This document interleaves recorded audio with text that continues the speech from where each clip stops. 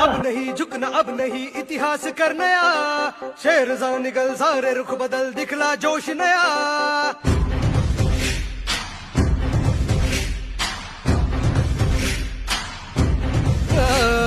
रुकना अब नहीं झुकना अब नहीं इतिहास कर नया शेर जा निकल सारे रुख बदल दिखला जोश नया साथ चलो साथ है बुद्ध की राहें। नमस्कार नांदेडकर।